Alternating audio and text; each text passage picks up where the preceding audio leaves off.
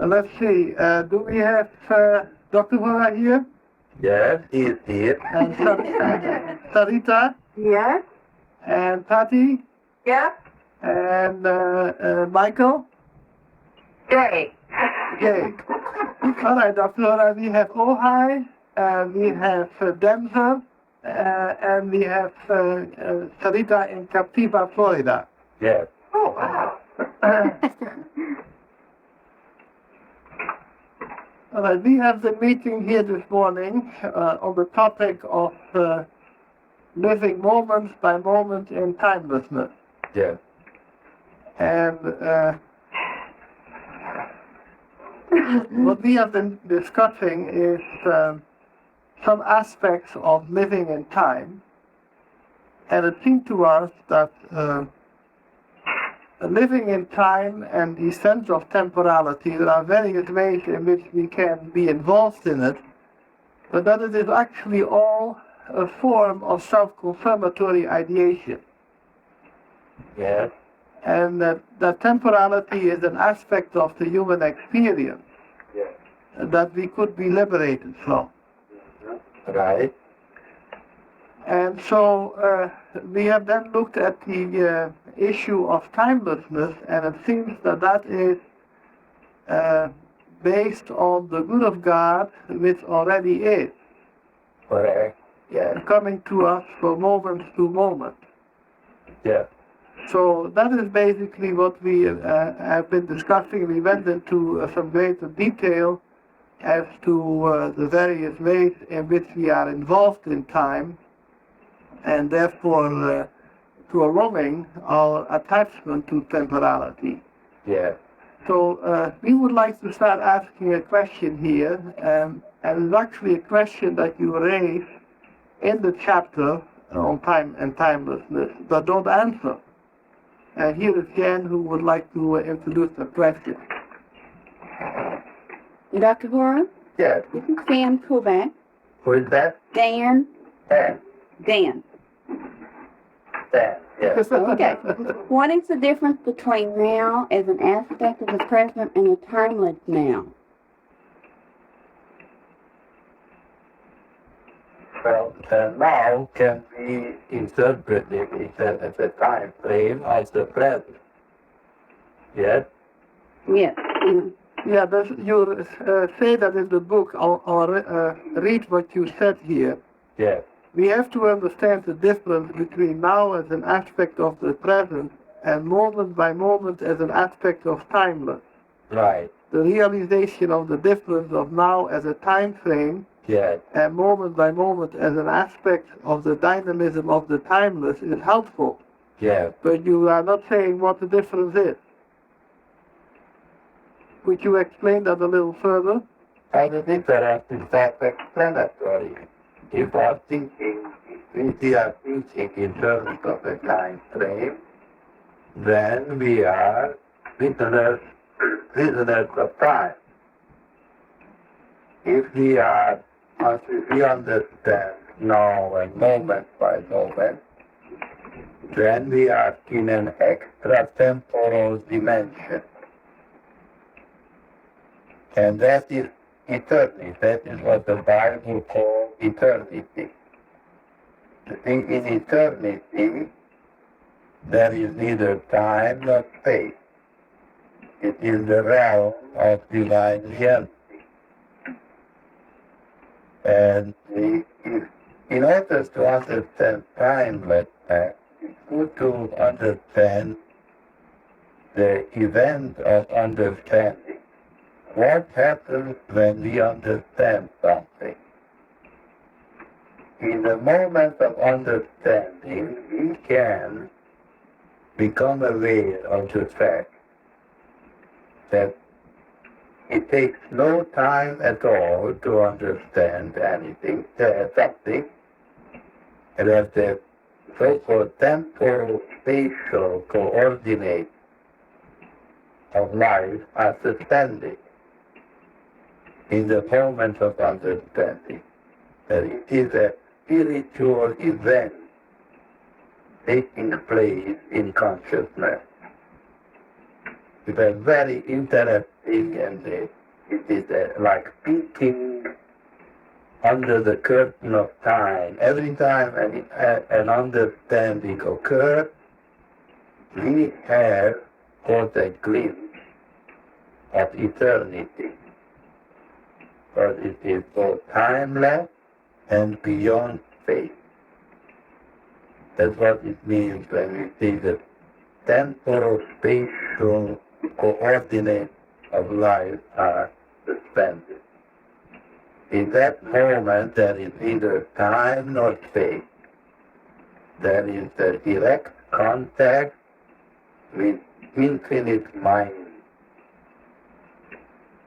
You know, infinity is also not a space or time. There is a space or time in infinity. Space and time belong purely to the material illusion, the phenomenal world. A practical application is a human experience, but that's not what reality is. So it was not answered explicitly because it was assumed that it is self-explanatory. I see, but now it's clear. Okay, I'm glad. Very good. That's a very beautiful and interesting start of our conference here. Do you have any further questions? Dr. Hora, Yes. when we're in vanity and embarrassment, you know, we're like not even aware that we're vain, and then we do something in our life and we realize that that was out of our vanity and we're embarrassed. Yes. That's when we're living in the present, right? Right. And so just to be aware of that would keep us kind of on course that we're not living in the timeless now. Yes, Okay. that's right. It's a very good point, certainly. It's one of those insight realizations which help us to catch a glimpse of eternity. Mm-hmm. Most people assume that eternity means a long period of time. Well, that's very naive, just that it would be naive to think that God is a man, but much larger than ordinary. Right. Yeah. Okay, thank you. Well, That makes eternity very boring. that's right, of course. What would you be doing all the time? Yeah. Playing a harp. Right. Sometimes when we are bored waiting for someone, we say, where were you? I was waiting in eternity. Right. Now it says occurs that time seems to have two aspects. One is a material aspect, like days and weeks and months. Yes, It is based on the rotations of the earth.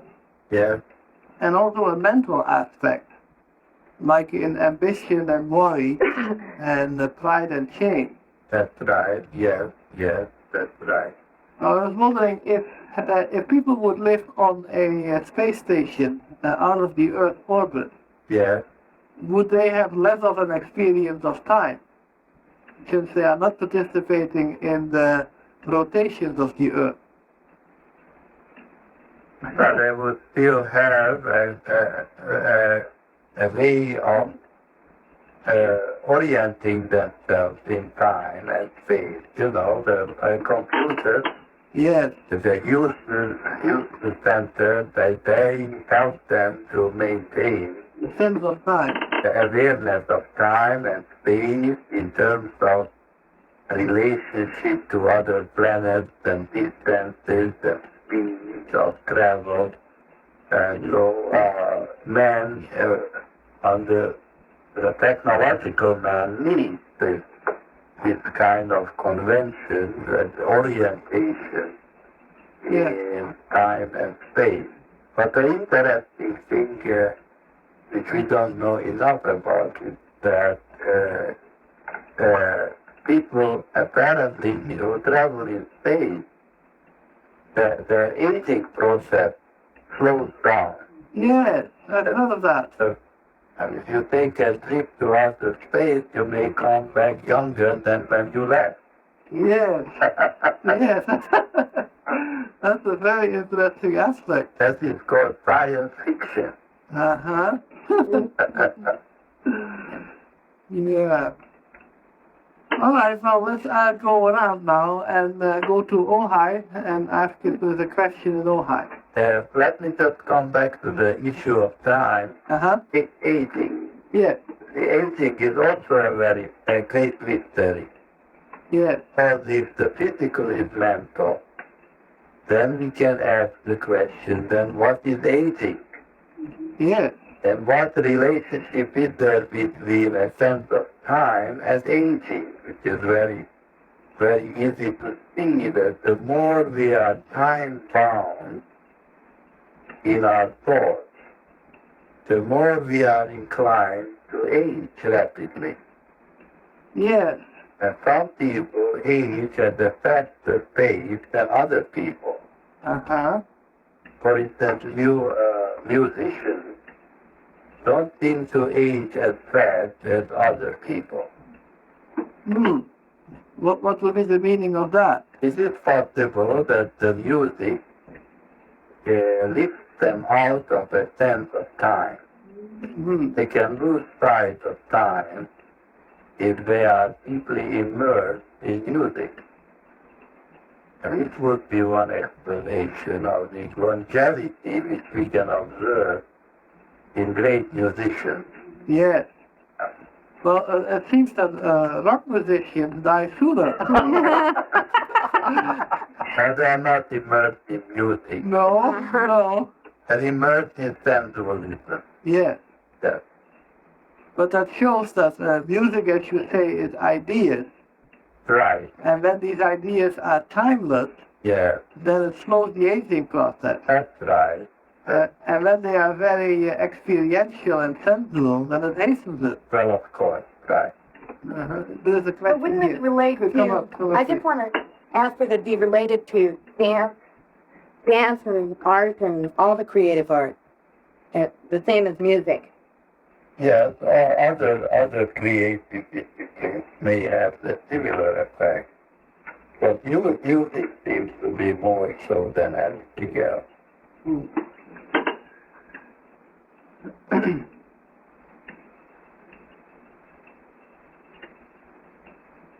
All right, is there a question at all, Harry? We don't have a question right now, thank you. All right, how about Patty in Denver? Are you there with the group, Patty? Yes, we are, and I enjoy that as well. All right. Dr. Hora, if we live moment by moment, I understand that, or I'm getting to understand that, but I still have to be at work at 8 o'clock on Monday morning. So how do you balance those two aspects of time? Or what is the meaning of these two aspects? We're moment by moment living, but we have to be on places on time like we did today because it's conference. So when Jesus has answered your question, when he said, "He rendered unto Caesar what is Caesar, and unto God what is God." So you can still go to the office on time. But certainly if you understand that real life is taking place in timelessness, you will never be in conflict with time. You will be just comfortably wandering, you will be orderly, you will not fight it. Some people are in a constant struggle with time. They are either too fast or too slow, or angry at having to adhere to schedule. But if you understand what we are learning today, you will have a transcendent perspective of time, and it will never be an adversary for you. Thank you. You will. Is there a follow-up question there in Denver? With regard to this topic? I don't think I have a follow-up on that particular question, Mrs. Patty. Yes, I just got to before the call we recognize that so many times, actually probably total time, goal setting is very operational and it places people in the future with fear. So we recognize to have our intentions to be in the now and everything that we do. And is there any comment on that with the other group, Dr. Hora? Yes, Betsy, I would say goal setting can be willful or can be humble expectancy of God's good revealing itself to us in an increasingly clear manner. Now, we all have certain goals in life, especially whereby we are young, but it very much depends on our attitude towards these goals. If we are aggressively willful about it, then we will suffer a great deal of anxiety and also frustration. But one can have humble expectancy of the unfoldment of increasing understanding of God's good, and then there is no problem with it. And we are not looking at the calendar for the achievement of our goals. We are looking at God's unfolding presence in our lives from moment to moment and moving in a certain direction without conflict. Thank you very much. And very clarifying. You're welcome, Pat. Okay, let's go way down south to Captiva. To Captiva, and I have a question that comes out of the task which is related to Dr. Hora's comment. What was is and that which is not under our control, but under God's control. I need clarification. And the isness that we are discussing, that's being discussed there, Dr. Hora. Well, I need clarification of your question. What was is, and that which is not under our control, but under God's control. Yes. To what is the is referring in this statement? Is that referring to our experience? Well, what is the good of God, Sarita? The good of God already is. Oh, I see. So is you is, or is you ain't? Okay, you're right. Thank you. Okay, sorry. Are you a captive of Captiva? Apparently.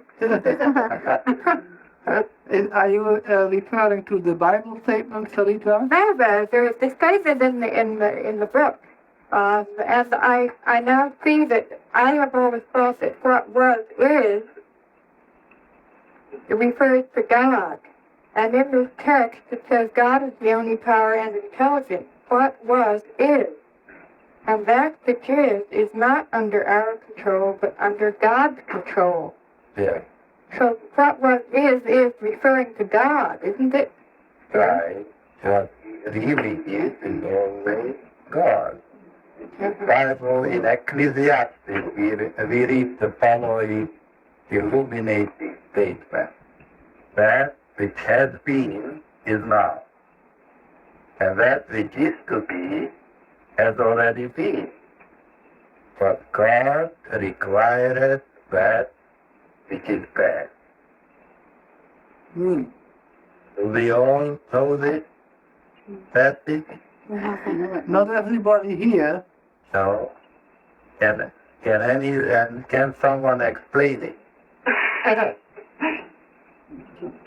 Is that Jay? Yes. Okay, Jay, you are on.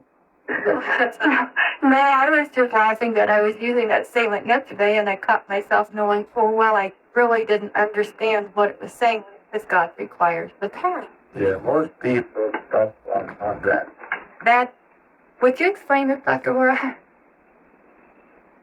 Well, God requires us to be oriented to the timeless now, moment by moment, and not to be stuck with our thoughts and with our emotions, with our vindictive fantasies or self-pitying fantasies, and blaming that the past is the cause of our present trouble. You know, most of psychoanalysis and traditional psychotherapy is exploring the past in order to blame the present on the past. Well, that's very interesting, but it's not very helpful. And God says it's no use dwelling on the past. All you need is to understand life in the dimension of the timeless. And everything becomes meaningful and self-revealing to you. And especially you discover that the good of God already is. So that's the meaning of this passage from Ecclesiastes. If you don't give up the bad, don't give it back to God, then you will always be stuck in the same place, because the present will be the product of the past, and the future will be the same, and nothing will change in your life. No matter how much you found out about the past, nothing will change. You will just know more and more about less and less.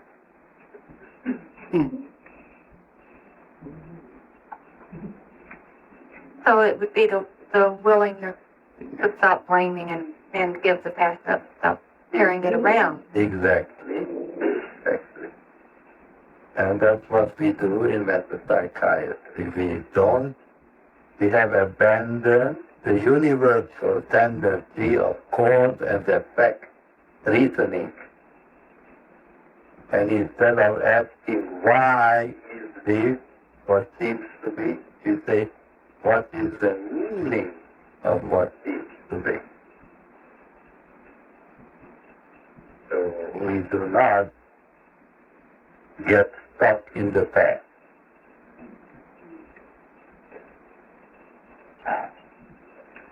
If I'm exploring a thought from the past, then I'm just looking for something to blame. That's correct. Thank you. He who seeks reason only finds excuses. Thank you, Dr. Hora. Welcome, Jay. And also, other person, vice versa, as long as we blame, we are stuck with the past. That's right, surely. Surely. And I think we are on here in orange, and we have Vivian here for a question. Hello, Dr. Hora. Hello, Vivian. I had a question about the relevance of sleep to, if we're arising above temporality, Yes, what could we expect to happen regarding sleep and bodily cycles, like menstrual cycles? yes. Things, ideas like, well, now's the time to get pregnant or something like that. A lot of people do. This reminds me of a story of a girl who was told by her mother, wait till you get the curve. Then you will know what it means to be a woman. And when she kept waiting for the curve, but it never came, they became worried. And so they took her to the doctor, and the doctor asked her, when did you have your period? She said, last week. And so the doctor said, well, there's nothing wrong with you. What's up you doing here? She said, I didn't get my curve yet.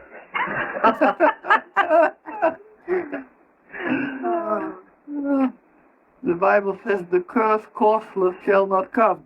Right. No, I am not sure it's referring to men. Probably not. So what was What was I was more interested in the part about sleep and the menstrual cycle. cycles of sleep, you mean? Yeah. What What, do people call biological phenomena, and sleep and wakefulness, they are all intimately connected with the sense of living in a dimension of temporality, of time. Now, of course, angels probably don't mean to. And it is known that enlightened people sleep very little. They don't need as much sleep otherwise. So the more we are able to understand timelessness, the less we will be subject to this universal human affliction. hopefully. Okay, thank you, Dr. Hora. So that comes All right. what you want to happen? All right, let's turn to Ojai.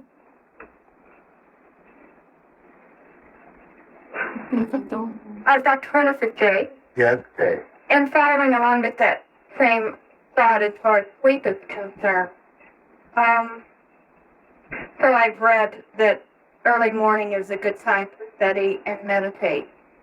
And there are many times when I will force myself to get up out of bed and go read or study to start the day. Is that intelligent, or am I just deceiving myself at that moment? Now it would be even better if you would jump out of bed with relish rather than forcing yourself. And praise the Lord for the glorious day which is dawning. We need enthusiasm. Which means with Christ. Enthusiasm? It means to be with God and theos. Theos is the Greek word for God. Some mornings I can do that when I look out and see the beautiful hill. The Bible says, "This is the day the Lord has made. Let us rejoice and be glad in it." So we can get out of bed with relish. I will relish that thought. Vera would like to ask a question. Okay. Dr. Hora, Vera. Yes, Vera. Something is occurred in my mind. Maybe we can look out in the window and see the beautiful sight outside. But isn't that after a long night sleep, we are glad to be lifted up from the sleep? And the conscious join us in to be aware, we are awake, and we can be conscious with God. Yes, right. Because it's one aspect to see the beauty, the sunrise, or sometimes the stars is still up in the morning. But mainly, I am glad in the morning to get out from whatever dream, or I don't have to lay in the bed. Yes, that's good. So you are grateful and enthusiastic about waking up in the morning. Yeah. And getting, that's what we were talking about. But in the other hand, don't we need certain amount of sleep to... Certain amount. Excuse me? Certain amount. Amount, yes. Amount. Yes, as human beings, we do need it. A human being do need a certain amount of sleep. and personally rest, and also breakfast. Yeah. It's maybe it's not really the sleep, but the rest. The rest, yes, of Or course. sometimes one can sleep a lot in early, but it feels very sleepy when it gets up. Yes, So it's maybe the quietness or less dream to have when one is resting, when it means less time and it's rest. yes. Is that right? Very often people get up in the morning and are more tired than when they went to sleep in the evening. Yeah, and sometimes take hours actually to get up from the dream of the taking. That's right. Yeah. Actually, the waking up is in the consciousness, Yes, sure. and it's not I'm opening up my eyes. Yeah. Well, it helps to open your eyes. Yeah. Sometimes. Thank you. Welcome.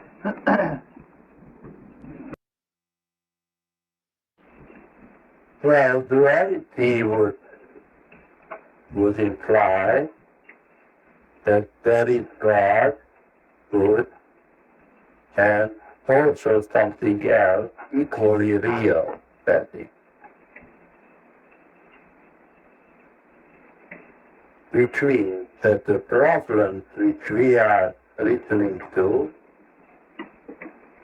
have equal reality to the God which we seek to realize.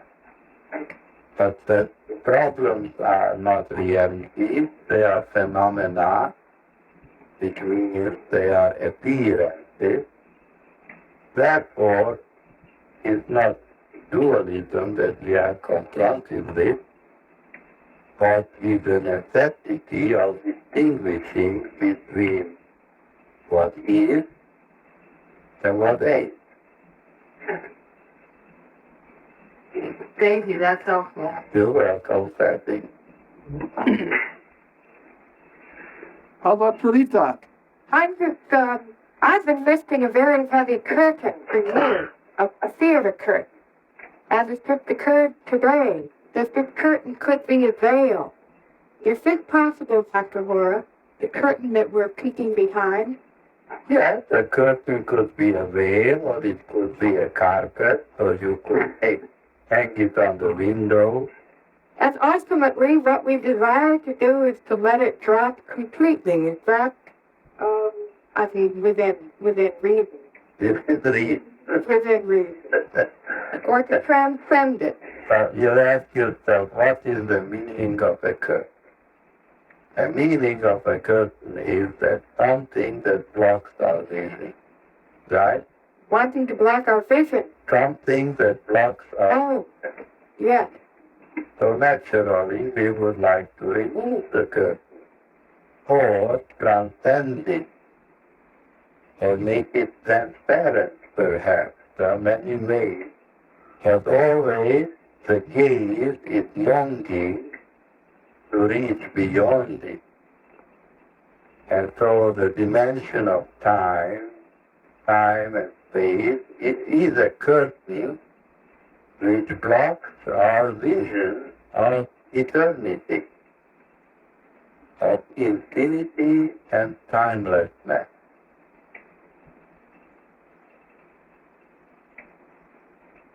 So in seeing that the past is now and God requires the past, Yes, we are connecting with God in the now. that's right. The good of God which already is. Thank you. You're welcome.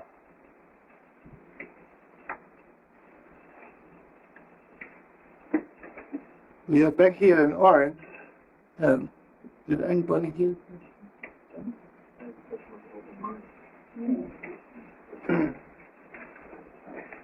Introduce yourself. Dr. Hora, Yes, this is Dennis Mead Fallon, my first session here.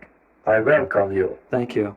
I had a question after reading in Beyond the Dream about the open mind that you mentioned. Yes, I I guess the question is the entrance into timelessness, which you described as desirable and necessary, is that attained through cultivating the open mind, or can the open mind be cultivated? Yes, the open mind is attained through a process which is called bracketing, or setting aside preconceived notions and prejudices which clutter our consciousness. And when we have learned to set aside these stumbling blocks, these curses, which are many, then we have learned to confront the present moment, or moment by moment, with an open and receptive consciousness. And that in turn helps us to understand all the things which are needful at any particular time. It is a discipline of phenomenological discernment. The purpose of phenomenological discernment is to help us to attain the open mind. Because only when we have learned to confront situations with an open mind, only then can we hope to really understand the issue. Otherwise, we look like through a glass darkly, as the Bible says. We distort what we see. Suppose someone has a preconceived idea that blacks are mentally inferior to white. And if he meets a black man, this man may be a brilliant scholar or a discoverer or businessman. He will have difficulty seeing him as an intelligent individual, because his preconception will distort what he sees. A very common experience in our culture. Many children in schools, minority children, often suffer from this difficulty which a white school teacher has to see these children with an open, unprejudiced mind. And so phenomenological training can help us set aside all preconceptions. And it is entirely non-political. It is purely a matter of learning to see what really is. It is an epistemological issue of clear perception.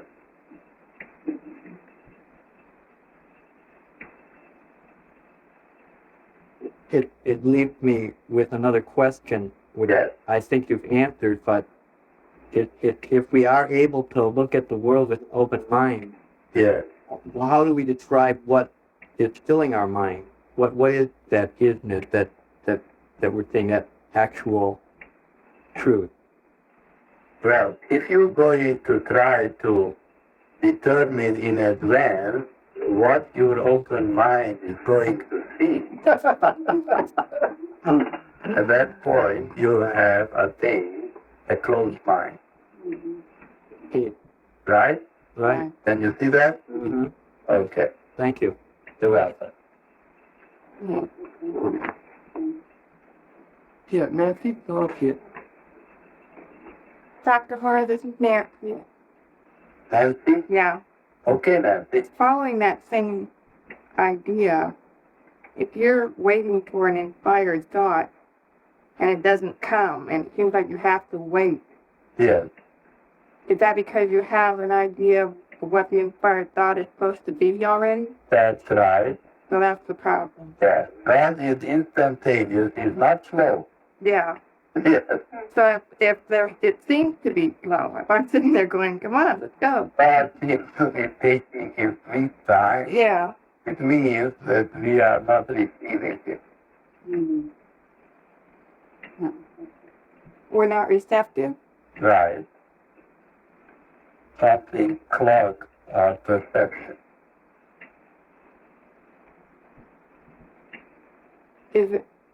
Could you say that there is anything general or is it specific? It's always individual. So if I find myself in that situation, then the next thing to do is say what's blocking. That's good. That's right. Sure. Okay, thank you. You're welcome. After a while, as we are learning to meditate in metapsychiatry, we will develop a very clear awareness of the thoughts which are interfering with our perception of God. It will be no mystery at all. These things will stand up like big pieces of rock in our way.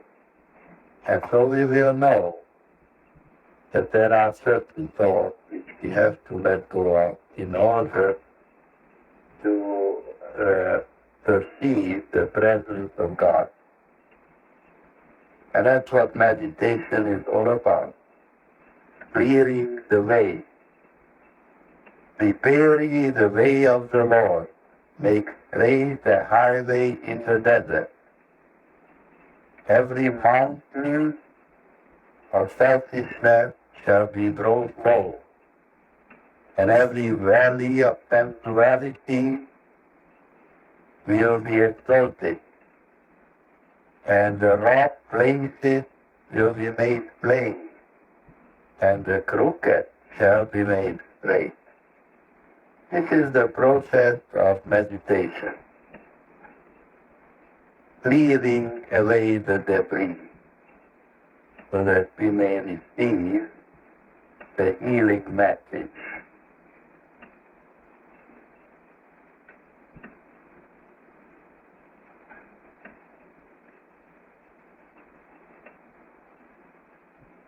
Let's turn to Ojai now. Dr. Hora, this is Michael. Yes, Michael. Earlier, you addressed the phenomenon of being more tired in the morning after a night's sleep. Yes. I find that is a very current, an ongoing experience with me. Would you address the meaning of that? The meaning of that is a habit of calculative thinking.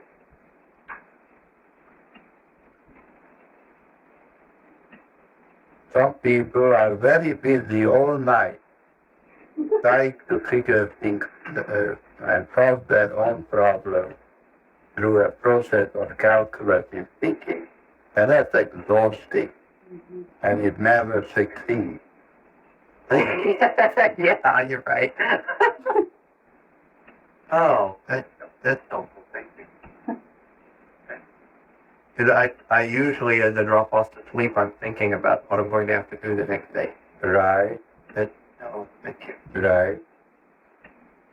There's another issue in terms of time that I've always had a habit of, I hate to be late. And I will go through a lot of effort to make sure that I'm usually very early. Yeah. So as to avoid being late. Yeah. Would you address the meaning of that thing? Well, you are afraid of being disapproved of probably, and over anxious about the impression which you make on people, which is not bad, but one can overdo it. In the context of temporality, Yeah. I see that seems to kind of overlap between ambition and vanity. Very good. Excellent. Absolutely. That's what it is. It's trying to bring the present concern into the future. Yeah. Right. Right. a desire to look good and to achieve what we want. And what is our definition of ambition? Thank you very much, Doctor. What is that definition? You don't get off that easy, Michael. It's wanting to do something on my own steam. Yes, it's a willful pursuit of what we want. Yes. So it's a willful pursuit to look good. Yes, right. Okay, thank you. That's all. Let's turn to Denver now. Yes, this is Patty. Dr. Hora, what would be the meaning of someone who is always late? Michael just asked about someone who is always early. To be late is the same as to be early. The same concern can make an individual late as another early. It is the self-confirmatory mental preoccupation. Marilyn Monroe used to be very late. It was well known. But she was always tremendously worried about how she looked, right? So, and Michael is also worried about how he looks, so he is too early. So what does Marilyn Monroe have in common with Michael? Not much.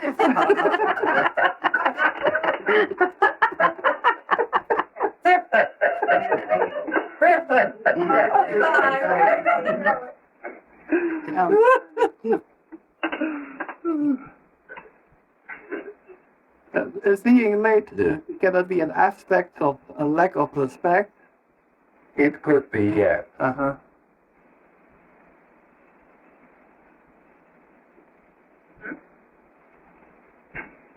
Thank you, Dr. Hora. You're welcome. You know the story about the fact when Ellie we used to tell his patients when they were late that they are autistic.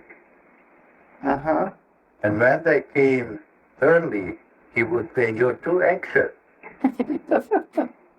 And when they came on time, he used to tell them, "You're compulsive."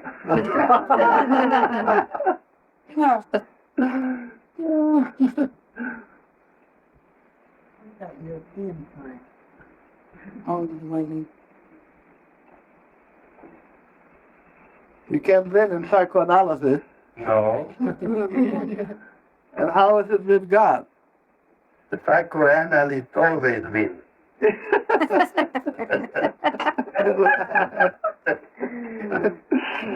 But you can't lose. With guys, you can't lose. Right. If you are late, it's always timely. Yes. Yes is good, and no is also good. Yeah. Then we are divinely governed. Yeah.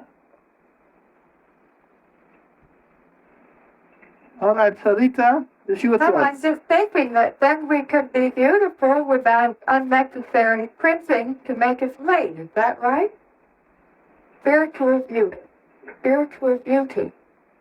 Yes, as far as printing is concerned, I wouldn't know much about that. All right, John, I'm passing. That's all right. Okay. All right, anybody here is orange? Beth? Yeah. Here's Beth. Dr. Hora, Yes? I was wondering, when back on the open mind, that is it sometimes you don't have an open mind towards ourselves, that you sort of like end up judging. It's like you've already have preconceived ideas of what you, as a human being, not as a partner of God, part of God. Could you talk about that a little more? I don't know quite how to ask the question. Are you raising the question of judgmentalism, is that right? I think so. It's always a mistake. Of course, the Bible says, don't do it, I noticed that. because it will be done to you. Well, I think actually let's talk about procrastination, which Procrastination, yes. with the timelessness and the. I have a problem with procrastination. Yeah. Well, procrastination is often a sign of perfectionism or a fear of criticism. Again, it also comes back to certain form of vanity where we want to be so perfect that we never get around to finishing anything on time. So it's fear. But if you are when you are in conflict with time, behind all the problems there is always the issue of self-confirmatory ideation. We are concerned about ourselves. We are not here for God.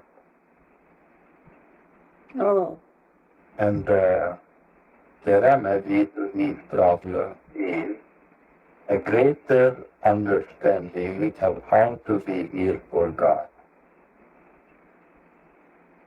yeah. Thank you, Dr. Hora. That helped. You're welcome. Come up here. You have time for one quick question, Dr. Hora? Yes. Here's John. Yeah. Hi, Dr. Hora. Joan. Yes, John. In metapsychiatry, we define compassion as understanding the lack of understanding. Right. And in the chapter, The Curtain of Time, you make a distinction between sympathy, empathy, and compassion. And you say compassion is the man who says, I love you because I understand you. That's what I said. Yeah. Yes. I